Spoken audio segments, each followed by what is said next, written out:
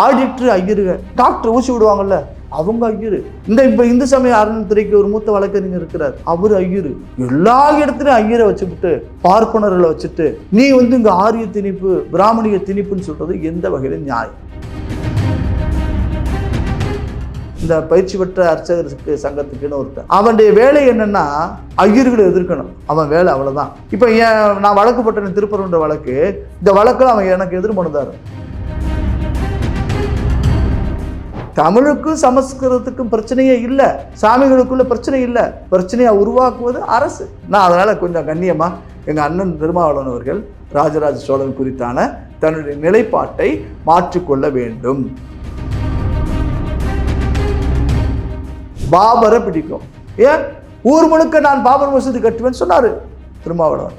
இவர் பாபரின் பிள்ளை சார், இவர் ராஜராஜன் சோழனுடைய பிள்ளை. அவரு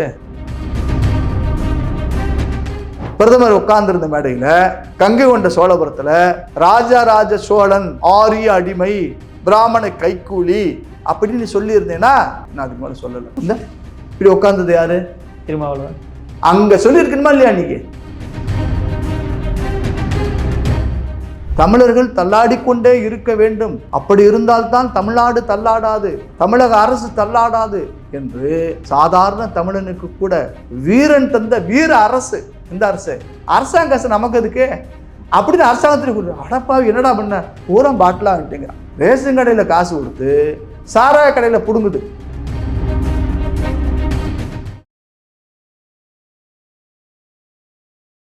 இளையபாரத நேயர்களுக்கு வணக்கம். இன்னைக்கு நம்ம நேர்களில் நம்ம சிறப்பு விருந்தினர் இந்து தமிழர் கட்சியின் தலைவர் ராமர் அபய்குமார் சார் அவர்கள் தான். சார் வணக்கம் சார். வணக்கம் தம்பி.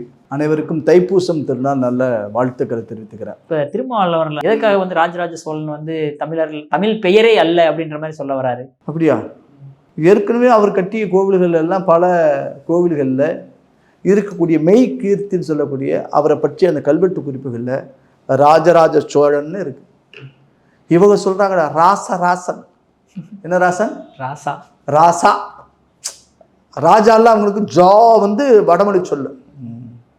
சமஸ்கிருத திணிப்பு, ஆரிய திணிப்பு, பார்ப்பனிய உட்புகுத்தல். யார் சொல்றது? எங்க அண்ணன். இந்த பாரஞ்சித்னு ஒருத்தர் இருந்தா தெரியுமா சார்? யாருங்க? ஜெய்பி அப்படிமாரில அந்த பாரஞ்சித்து இந்த ராஜராஜ சோழன் தான் எங்கள் சொத்துக்களை பூரா புடுங்கினா சொன்னாருங்க 2 வருஷத்துக்கு முன்னாடி 3 வருஷத்துக்கு முன்னாடி. ராஜராஜ சோழன் காலம் என்ன, உனக்கான காலம் என்ன? உடனே அது கடுமையாக பேசினார், ராஜராஜ சோழன் பேசினாங்க. நம்ம நாடு முழுக்க எதிர்த்தோம். இவங்க என்ன நினச்சிக்கிறாங்கன்னா சார், ஒரு 3000 வருஷத்துக்கு முன்னாடி நடந்துச்சே அப்படின்னு சொல்லி என் தாத்தா முப்பாட்டங்களை பூரா அடிமைப்படுத்தினதே இந்த மன்னன் தான் சொல்கிறார். திருமாவளவன் கொஞ்சம் படித்த மனுஷன் தான் நான் நினைக்கிறேன், நல்ல பண்பாளர். அவர் நாகரிகமாக திட்டணும் எங்கள் அண்ணனை, நாகரிகமாக யோசிக்க முடியாது பேசுவோம். அவரை நீ பார்ப்பனிய அடிமைன்னு சொல்கிறீங்க. இந்த நீங்கள் கூட்டணி அங்க வகிக்கக்கூடிய கட்சியில் இருக்கிறாங்களா ராசான்னு ஒருத்தர் எங்கள் அண்ணன், அவர் இந்த கேஸுகள்லாம் ஐயர் வைக்கலா தான் வைக்கிறார். ஆரிய பார்ப்பனிய வைக்கிறது தான் வைக்கிறார். சரி, அவர் தான் வைக்கிறாருன்னா எங்கள் ஐயா இருக்கிறார் பாருங்க, எங்கள் திராவிட மாடல் அப்பா ஸ்டாலின் அப்பா, அவங்களுக்கு வக்கீல் ஐயருங்க, ஆடிட்டர் ஐயருங்க. என்னங்க? அப்புறம் பார்த்தீங்கன்னா டாக்டர் ஊசி விடுவாங்கல்ல அவங்க ஐயரு. இப்போ இந்து சமய அறநிலையத்துறைக்கு ஒரு மூத்த வழக்கறிஞர் இருக்கிறார், அவர் ஐயரு. எல்லா இடத்துலையும் ஐயரை வச்சுக்கிட்டு பார்ப்பனர்களை வச்சுட்டு நீ இங்கே ஆரிய திணிப்பு பிராமணிய திணிப்புன்னு சொல்றது எந்த வகையில நியாயம்? சரி, ஐயரு யார் சார்? அவன் இந்த ஊருக்காரன் தானே. அவர்கள் தமிழுக்கு தொண்டு செஞ்சது மாதிரி யார் செஞ்சிருக்கா? பாரதியார் தமிழுக்கு தொண்டு செய்யலையா? ஊவே சாமிநாதையர் செய்யலையா? தமிழ்நாட்டு வரலாற்றில் பிராமணர்களை நீங்கள் சொன்னக்கூடிய ஐயர்களை பிரிச்சுட்டா தமிழ் இல்லை. ஆனால் அவங்க தான் கோயில்கள் இருந்த தமிழை வெளியே கொண்டு வந்துட்டாங்க, மற்றதை புகுத்திட்டாங்கன்ற மாதிரி திருமாவளவன் சொல்கிறாரு சார். சரி சார், அவங்க தான் புகுத்திட்டாங்க, வெளியேற்றிட்டாங்க, தப்பு பண்ணிட்டாங்க. இப்போ நீங்கள் அங்கே வகிக்கிறீங்களே அரசு, எந்த அரசு? திராவிட மாடல் அரசு, உங்கள் அப்பா ஸ்டாலின் அரசு. நீங்கள் ஒரு தமிழை உள்ள திணிங்களே. இப்போ அனைத்து சாதி அர்ச்சகர்னு சொல்லி பயிற்சி கொடுக்குறீங்களே, எத்தனை அனைத்து சாதி அர்ச்சகர்கிட்ட போய் நீங்கள் விபூதி வாங்கியிருக்கீங்க? இந்த ரங்கநாதன் ஒரு பயிர் தருவான், இந்த பயிற்சி பெற்ற அர்ச்சகருக்கு சங்கத்துக்குன்னு ஒருத்தன். அவனுடைய வேலை என்னன்னா ஐயர்களை எதிர்க்கணும், அவன் வேலை அவ்வளோதான். இப்போ நான் வழக்கு போட்டேன் திருப்பரங்குன்ற வழக்கு, இந்த வழக்கில் அவன் எனக்கு எதிர்மனுதார். இப்போ திராவிட மாடல் அரசு அப்பாட்ட ஸ்டாலின் அப்பாட்ட போய் ஏன்பா நீங்கள் அனைத்து சாதி அர்ச்சகரை திருப்பரங்குன்றம் கோயிலெல்லாம் நீங்கள் நியமிக்க மாட்டேங்கிறீங்க? சொல்லுங்கள். பிள்ளையார்பட்டி பிச்சை குருக்கள் இருக்காருல்ல, அங்கே போய் ஒரு அனைத்து சாதி பயிற்சி பெற்ற ஒரு 50 மாணவர்களை நியமனம் பண்ண சொல்லு. திருப்பரங்குன்றம் ராஜாபட்ரு இருக்கிறாருல பாடசாலை வச்சுக்கிட்டு, அந்த கோயிலில் அனைத்து சாதி அர்ச்சகர் ஒரு 50 பேரை நியமனம் பண்ண சொல்லி பார்ப்போம். திருமாவளவன் சொல்லுவாரா? சொல்லுங்க. சேகர் பாபு அவர் நெருங்கிய நண்பர்கள். திருப்பரங்குன்றம் கோயிலையும் பிள்ளையார்பட்டி கோயிலையும் ஒரு 50 அனைத்து சாதி அர்ச்சகரை நியமிக்க சொல்லுங்க பார்ப்போம். நியமிக்கவே மாட்டாங்க. ஏன்னா நான் சொன்ன இந்த 2 பெரிய மனிதர்களும் கும்பாபிஷேக கான்ட்ராக்டர். இப்போ ரோடு போடுறதுக்கு ஹைவே கான்ட்ராக்டர் மாதிரி, பாலம் போடுறதுக்கு இந்த இதுக்கெல்லாம் அந்த கான்ட்ராக்டர் இருப்பாங்கல்ல, கட்டிட ஒப்பந்தக்காரர் மாதிரி இவங்க இந்த கும்பாபிஷேக ஒப்பந்தக்காரங்க. இவங்ககிட்ட போய் சொல்லுங்களேன். இப்போ நீங்கள் தமிழை வெளியில் வச்சது யாரு? தமிழ் ஏற்கனவே இருக்குத்தான் செய்துங்க. இப்போ நீங்கள் வைணவ திருக்கோவில்களில் போனீங்கன்னா 4000 திவ்ய பிரபந்தம் பாடிக்கொண்டு முன்ன போவாங்க. சரிங்களா? எங்கள் பெருமாள் தமிழுக்கு பின்னாடி வருவார். நீங்கள் கிறந்த மொழி, நீங்கள் சொல்லக்கூடிய சமஸ்கிருத மொழியில் சொல்கிறவங்க பெருமாளுக்கு பின்னாடி தான் மந்திரம் சொல்லிட்டு வருவாங்க. இங்கே தோத்திர மொழி சாத்திர மொழின்னு இருக்குது. அர்ச்சனைக்குன்னு ஒரு மொழி இருக்குது, வழிபாட்டுக்குன்னு ஒரு மொழி இருக்குது. ஆய்வெல்லாம் செய்ய முடியாது. நீங்கள் அது கண்டுணர முடியும், கேட்டு உணர முடியும். உணர்வாத்தான். இப்போ கரண்ட்டுக்கு உருவம் இருக்கா இல்லையா? உருவம் இருக்கா? கரண்ட்டுக்கு உருவம் இருக்கா? டியூப்லைட்டு போட்டிங்கன்னா டியூப்லைட்டு, ஜென்ரேட்டர் போட்டால் ஜென்ரேட்டரு, இந்த கேமரா போட்டால் கேமரா. இதுதான். அதை உணரத்தான் முடியும் மொழிய நீங்கள் அதை உருவமாக பார்க்க முடியாது. எந்த இதுக்கு போதோ அது மாதிரி ஆகிடும். அது மாதிரி ஒவ்வொரு மந்திரத்திற்கும் ஒரு ஒளி அலைகள் உண்டு. தமிழால் சமஸ்கிருதமா அப்படிங்கிற பேதத்தை உருவாக்குனதே இந்த திராவிட அரசு தான்.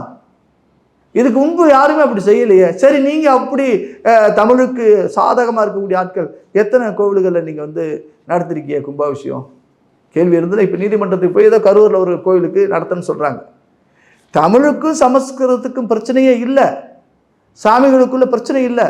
பிரச்சனையை உருவாக்குவது அரசு. இப்போ ராஜராஜ சோழன் தொடங்கி எல்லாருமே ஆரியர்களுக்கு அடிமையா? இதைத்தானே ஈவே ராமசாமி சொன்னார். நீ ராஜராஜ சோழன் என்பவன் தமிழ் சமுதாயத்தின் அடையாளம். அவன் கட்டிய கோவில் 1000 ஆண்டுகள் ஆனாலும் நிலைத்து நிற்குது. தமிழோடு தொடர்புடையது அந்த கோவில்கள். உண்மையா இல்லையா? நீங்கள் கட்டிய பாலங்கள்லாம் திருவண்ணாமலையில் இருக்கா இல்லையா? ஒரு வெள்ளத்தில் அடிச்சு ஓடி போச்சு. இதுதான் திராவிட மாடல் கட்டிடக்கலை, அது தமிழர் மாடல் கட்டல்கலை கோவில்களை. அதனால் திருமாவளவனுடைய பேச்சுக்கள் என்பது அவரை புறந்தள்ளணும். எதுக்கு அப்புறம் இந்த மாதிரி டைமில் அதை பேசணும் சார்? அவருக்கு என்னப்பா என்ன வேணாலும் பேசுவார்னு கண்ணன் சீமான் சொன்னதான் ஞாபகம் வருது. ஆமாம், நான் வேறு எதுவும் சொல்லலை. ஏன்னா கண்ணனை கண்ணியமாக திட்டணும்னு சொல்லிட்டாங்க. ஆமாம், பல பேர் நண்பர்கள் என்கிட்ட வருத்தப்பட்டாங்க, விடுதலை சிறுத்தை தோழர்கள். தோழர் நீங்கள் இப்படியெல்லாம் பேசலாமான்னாரு. நான் அதனால் கொஞ்சம் கண்ணியமாக எங்கள் அண்ணன் திருமாவளவன் அவர்கள் ராஜராஜ சோழன் குறித்தான தன்னுடைய நிலைப்பாட்டை மாற்றிக்கொள்ள வேண்டும். ஏன்னா ராஜராஜ சோழன் என்பது தமிழ் சமுதாயத்தின் அடையாளமாக நாங்கள் பார்க்குறோம். ராஜேந்திர சோழன் அப்படி பார்க்குறோம். உலகம் முழுவதும் சார் அவன் சைவத்தை பரப்பியிருக்காங்க. ராஜராஜ சோழனோ ராஜேந்திர சோழனோ எங்கேயும் போய் பிற சமயத்தவர்களை ஆட்கொள்ளலை, பிற சமய வழிபாட்டு தலங்களை உடைக்கலை, இந்துவுக்கு சைவத்துக்கு மாறுன்னு சொல்லி அவர் கட்டாயப்படுத்தலை, மதம் மாற்றவே இல்லை. ஆனால் இவங்களுக்கு யாரெல்லாம் பிடிக்கும் தெரியுமா? மாலிகாஃபரை பிடிக்கும், பாபரை பிடிக்கும். ஏன் ஊர் முழுக்க நான் பாபர் மசூதி கட்டுவேன்னு சொன்னார் திருமாவளவன். இவர் பாபரின் பிள்ளை சார். இவர் ராஜராஜன் சோழனுடைய பிள்ளையா? அவர் அந்நியன், படையெடுப்பாளன், கோவில்கள் அழித்திட்ட அப்படிப்பட்ட ஆட்கள் அவருக்கு கொள்கை முன்னவர்களாக இருப்பார்கள் ஒழிய ராஜராஜ சோழன் சைவமனத்தான், சிவமனத்தான். புரியுதுங்களா? ராஜேந்திர சோழன் வந்தார் தெரியுமா? அந்த நினைவிடத்துக்கு, சாரி திருக்கோவிலுக்கு வந்தார்ல சார். யார் வந்தது? நம்முடைய மோடி ஐயா. அன்னைக்கு மேடையில் உட்கார்ந்தது யாரு? இந்த இப்படி உட்கார்ந்தது யாரு? திருமாவளவன். அங்கே சொல்லியிருக்கணுமா இல்லையா? அன்னைக்கு பிரதமர் உட்கார்ந்திருந்த மேடையில் கங்கை கொண்ட சோழபுரத்தில் ராஜராஜ சோழன் ஆரிய அடிமை, பிராமண கைக்கூலி அப்படின்னு நீ சொல்லியிருந்தேன்னா நான் அதுக்கு மேலே சொல்லலை. நீ சரியான ஆள். அங்கெல்லாம் அமைதியாக உட்காந்து விட்டு ஏதோ ஒன்று பேசணும். அவருக்கு கூட்டணியில் சீட்டு தராங்களா இல்லைன்னு தெரியல எனக்கு. இல்லை ஒருவேளை கூட்டணி மாற போகிறாரான்னு தெரியலை. இல்லை தம்பி விஜய்கிட்ட இருந்து ஏதாவது வருதான்னு தெரியல. இல்லை இவர் இருக்கும்போது ஐயா மாம்பழத்துக்காரர் வர்றாருன்னு ஒரு பேச்சு இருக்குது. திடீர்னு ஆயுர்வேத சிகிச்சைக்கு வேறு அண்ணன் போயிருக்கு. அதனால் ஒரு விதமான குழப்பமான சூழலில் என்ன முடிவு எடுக்க முடியலங்கிறதுக்காக ஏதோ ஒன்று அடிச்சு விடுவோம், ஒரு 4 நாளைக்கு இதை பற்றி பேசிகிட்டு இருக்கானுங்களே அப்படின்னு அவர் நினச்சிருக்கலாம்னு நினைக்கிறேன். பட் அவர் ஒரு தெளிந்த மனநிலைக்கு வந்து தெளிவான பார்வையை ராஜராஜ சோழன் மீது வைக்கணும். அதுதான் நான் அவர்கிட்ட வேண்டுகோளாக முன் வச்சுக்கிறேன். Okay sir. அதே மாதிரி இப்போ கனிமொழி அவர்கள்ட்ட வந்து ப்ரெஸ் மீட்டில் அவங்க கேட்கும்போது டாஸ்மாக் சம்மந்தமாக என்ன பண்ணியிருக்கீங்க மேடம் அப்படிங்கும்போது அரசு நடவடிக்கை எடுத்துக்கிட்டு இருக்கு, ஏன் 500 டாஸ்மாக் நாங்கள் மூடியிருக்கோமே அப்படின்ற மாதிரி ஒரு விஷயத்த சொல்கிறாங்களே சார். டாஸ்மார்க் என்பது தமிழர்களுக்கு மிகப்பெரிய வாழ்வியல் கொடையை தந்தது நம்முடைய திராவிட மாடல் அரசு. தள்ளாடுகின்ற தமிழகத்தை தள்ளாடாமல் செய்வதற்கு தமிழர்கள் தள்ளாடிக்கொண்டே இருக்க வேண்டும்.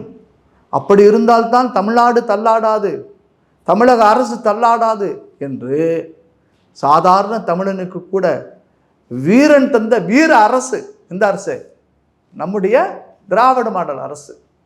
சாதா குடிகாரனை கூட வீரன் குடிகாரனாக மாற்றிய ஒரு வீரமிக்க திராவிட மாடல் அரசு. எங்கள் அக்கா கனிமொழி சொன்னாங்க, தமிழ்நாட்டில் அதிகமான விதவையர்கள் இருந்தாங்க, விதவையானதுக்கு காரணமே எது? மதுக்கடை அப்படின்னாங்க. மந்திரி எல்லாம் கல்லாக்கட்ட டாஸ்மாக் கடையை திறப்பதா கருப்பு கொடியை கையில் பிடிச்சிக்கிட்டு வீட்டு முன்னாடி நின்றுட்டு கோஷம் போட்டது எப்போ? திமுக எதிர்கட்சியாக இருந்த போது. அப்போ ஆட்சிக்கு வந்த உடனேயே இந்த ஹைவேஸ் பக்கம் இருந்த சாலைகள், அந்த நெடுஞ்சாலையில் இருந்த மதுக்கடைகளை பூரா தெருவுக்கு தெரு மக்கள் வந்து எங்கேயும் தேடி அலையப்படாது அப்படின்னு சொல்லிட்டு உள்ளூர் சாலைகளாக மாற்றி அந்த ரூல்ஸில் கொஞ்சம் அந்த நிபந்தனைகளை தளர்த்தி நல்ல நிறைய சாப்பிடுங்க, தமிழர்கள் சாப்பிடுங்க அப்படின்னு ஆக்கி எளிய மக்களுக்கும் ஈஸியாக கிடைக்கிறதுக்கு ஒரு வழிவகை செஞ்ச அரசு எங்கள் திராவிட மாடல் அரசு. இந்த திராவிட மாடல் அரசு இந்த திராவிட மாடல் அரசில் வந்து ரொம்ப வருமானம் கொள்ளிக்கக்கூடியது சார். ஒன்று திருநீர், இன்னொன்று தண்ணீர். நான் ரெண்டுமே ஒப்புமைப்படுத்துறது தப்பு தான். ஒன்று கோயில் வருமானம், இன்னொன்று டாஸ்மார்க் வருமானம். பாட்டிலுக்கு 10 ரூபா வச்சு கொடுத்தா கோட்டு முடிஞ்சது மேட்ரு அப்படின்னு சொல்கிறாங்க. இப்போ பல பேர் பார்க்குறேன், நான் பார்த்துட்டு தலைவரை முன்னாடிலாம் ஒரு விதமாக இருக்கும், இப்போ 2 இது அடித்தாத்தான் கொஞ்சமாவது அப்படியே தெரியுது, எறும்பு அடித்த மாதிரி இருக்குது அப்படிங்கிறாங்க. அவங்கள கூட குடியாருன்னு சொல்லக்கூடாதுன்னு ஒருத்தருக்கு அண்ணன் சங்கம் வேறு வச்சுருக்காரு. அவர்களாம் மது பிரியர்கள் அழைக்கணும்னு சொல்கிறாங்க. இப்போ எங்கள் அக்கா கனிமொழி அக்கா வந்து தமிழ்நாட்டில் மது கடையில் குறைச்சிருக்கோன்னு சொல்கிறாங்க. 500 கடை குறைச்சிருக்கிறாங்க. பக்கத்தில் யார் இருக்குது? டிஆர்பி ராஜா, எங்கள் அண்ணன் மந்திரி டிஆர்பி ராஜா, தளிக்கோட்டை ராசா தேவர் பையன், ஐயா பாலு ஐயாவோட புள்ள. அவங்க என்ன நடத்துகிறாங்க? மதுபான ஆலைகள்லாம் நடத்துகிறாங்க. உங்களுக்கு தெரியும், தமிழ்நாட்டில் மதுபான ஆலைகள் நடத்தக்கூடியது எங்கள் ஐயா ஜெகத் ரட்சகன் சம்மந்தப்பட்டு நடத்துகிறாங்கன்னு நினைக்கிறேன். அப்புறம் எங்கள் அம்மா கனிமொழி அம்மாவை சம்மந்தப்பட்டவங்களுக்கு இருக்குங்கிறாங்க. அப்புறம் ஒருத்தர் சினிமா படமெல்லாம் எடுத்துகிறாங்க. இப்படி அவங்களுக்கு ரொம்ப வேண்டப்பட்டவங்க, அனுசரணையாக இருக்கிறவங்களாம் பல தமிழ்நாட்டில் நடக்கு. இந்த அரசாங்கம் வந்த உடனே படிப்படியாக குறைப்போன்னு சொன்னாங்க சார். சொன்னாங்கல்ல, நான் கூட நினச்சேன் படிப்படியாக குறைச்சிருவாங்கன்னு. ஒரு 1000 கடையை மூடிட்டு 2000 கடையை மூடிட்டு ஸ்டாலின் சார் வாழ்க்கையில் ஒரு நல்ல சாதனை செய்யணும்னா எலெக்ஷனுக்குள்ளே இருக்கிற எல்லா டாஸ்மாக் கடையை மூடிட்டார்னா தமிழ்நாட்டு மக்களெல்லாம் தெய்வமென தொழுவார்கள். யாரோ ஸ்டாலின். அப்புறம் ஒரு முக்கியமான ஒருத்தர் கேட்டேன், தலைவரே படிப்படியாக குறைப்பேன்னு சொல்கிறீங்களே எப்படி அப்படின்னு கேட்டேன். அது வேற ஒன்றும் தலைவரே, இப்போல்லாம் நிறைய கடை திறக்கிறதுக்கு இடம் கிடைக்க மாட்டேங்குது கீழே. அதனால் ஃபஸ்ட் ஃப்ளோரில் டாஸ்மார்க்கு திறந்துட்டோம்னா நீங்கள் போய் சாராயம் வாங்கிட்டு ஆஃபு ஃபுல்லு கோட்டர்னு வாங்கிட்டு படிப்படியாக ஸ்டெப் பை ஸ்டெப்பாக இறங்கி வந்துடுவீங்க. இப்போ மேலே இருக்கக்கூடிய சரக்கு குறைஞ்சிரும். இங்கே என்னாகும்? படிப்படியாக நாங்கள் குறைச்சிட்டோம். எப்படிங்க? ஃபஸ்ட் ஃப்ளோரில் கடையை மாற்றிட்டோன்னா படிப்படியாக குறைஞ்சிரும். ஏன் சார், இந்த அரசாங்கம் நடக்கிறது சாராய காசில் நடக்குது. பாட்டுக்கு 10 ரூபா எச்சா கொடுக்குது. பில்லு கேட்டால் பில்லு தர மாட்டேங்கிறான். கேட்டால் அப்புறம் அதுக்கு இது அரசாங்கத்தின் கொள்கை முடிவு அப்படின்னு வேறு சொல்லிக்கிறாங்க. எங்கள் அநியாயமாக தெரியலாங்க. அதனால் நான் ஒரு யோசனை சொல்லியிருந்தேன், இனிமேல் ஆவின் பூத் பக்கத்துலேயே சாராய கடை திறந்துருன்னு. இது ஒரு வித்தியாசமான கோரிக்கை தான். ஏன் அப்படின்னா, காலையில் மனிதனுக்கு பால் தேவைப்படும். மனிதனுக்கு பால் தேவை. காலையில் எழுந்திரிச்சோடனே காப்பி போடணும். தூங்கி எந்திரிக்கலைனாலும் பால் தேவைப்படும். ஏன்? மர்கையா முடிஞ்சுவிடும், அவன் வாயில் ஊற்றுறதுக்கு தேவைப்படும். ஒன்று ஆவின் பூத்து பக்கத்துலேயே சாராய கடை வச்சிட்டேன்னா வீட்டுக்காரனால காலையிலே பால் வாங்க போயிடுவான். ஒன்று வீட்டு காப்பிக்கு, இன்னொன்று அவன் காப்பிக்கு. அவ்வளோதான், ஜாலியாக குடிக்க வேண்டியதான். நீ குடிச்சுக்க, நான் குடிச்சுக்கிறேன். ரேஷனில் அரிசி கொடுத்துட்றியான், பருப்பு கொடுத்துட்றியான், அப்புறம் ஓசியில் பஸ்ஸு வேறு, வேறு என்ன உங்களுக்கு செலவு தானே இருக்குது? ரேஷன் அரிசி வந்துட்டு சாப்பிட்டு ஜாலியாக குடிக்க வேண்டியது, படுக்க வேண்டியது, குடிக்க வேண்டியது, படுக்க வேண்டியது. எல்லாமே நம்ம அப்பா அரசாங்கம் செய்யுதே அப்படிங்கிற மனநிலை மக்கள் இருக்குது. அதனால் சாராய கடைகள் இவங்க ஒன்றும் குறைக்க கிடையாது. பூரா பொய், புரட்டு, தமிழர்களுக்கு விரோதமாக மதுவை கொடுத்து ஒரு இன அழிப்பு செய்யக்கூடிய வேலையைத்தான் இந்த அரசாங்கம் செஞ்சுட்டு இருக்க ஒழிய ஒன்றும் கடையும் குறைக்கலை, ஒன்றும் குறைக்கலை. இப்போ நீங்கள் உடனே சொல்லுவீங்க, ஏங்க அரசாங்கம் 3000 ரூபா கொடுக்குது, குடிச்சா இல்லையா? ஒரு நாள் வருமானம் தாங்க. இப்போ உங்கள் பாக்கெட்டில் ஒரு 1 லட்ச ரூபா இருக்குன்னு வச்சுக்கோங்க, எனக்கு கொடுத்துருவீங்க. நான் வந்து உங்கள்கிட்ட திருப்பி கொடுக்குற மாதிரி நிறைய ரீல்ஸ்லாம் பார்த்தேன். இந்த 3000 ரூபா பொங்கலுக்கு கொடுத்துட்டான்னு உடனே எல்லா பேரும் ரேஷன் கடை, அதனால வரைக்கும் வீட்டுக்காரி போய் தான் வீட்டில் ரேஷன் கடை வாங்கியிருக்கு அந்த அரிசி பருப்பெல்லாம். இந்த 3000 ரூபான்னு சொன்னப்பறம் வீட்டுக்காரன் பூரா கார்டு விட்டு போயிடான். சார் டே பாய் போல எங்கடான்னு கேட்குறான். போய் ரேஷன் கடையில் அரிசி பருப்பு வாங்க வேணாமா? உனக்கு வேலையை நான் குறைக்கிறேன்டியே. என் முதவி காசு எங்கடா? அதெல்லாம் கொடுத்துட்டேன் அப்படிங்கிறான். அரசாங்க காசு நமக்கு எதுக்கு அப்படின்னு அரசாங்கத்தில் கொடுத்து அடப்பாவி என்னடா பண்ண பூரா பாட்டிலாக விட்டுங்கிறான். ரேஷன் கடையில் காசு கொடுத்து சாராய கடையில் பிடுங்குது. எங்கள் அக்கா மார்ட்ட காசு கொடுத்துட்டு மாமே மார்ட்ட பிடுங்குது. இதுதான் இந்த திராவிட மாடல் அரசு. ஒரு நாள் ரொட்டேஷன், மக்களுக்கு நாங்கள் நன்மை செஞ்சிட்டோம்னு இந்த அரசாங்கம் சொல்லிடுச்சு. சாராய கடை இல்லாத தமிழ்நாடா மாற்றினா தான் சார் தீர்வு. இவங்கெல்லாம் சும்மா பொய்யா பேசுகிறாங்க சார். ஓகே சார், அற்புதமாக விளக்கம் கொடுத்தீங்க சார். உங்கள் பொன்னான நேரத்தில் இளையபான் ஒதுங்கினதுக்கு மிக்க நன்றி சார். நன்றி சார்.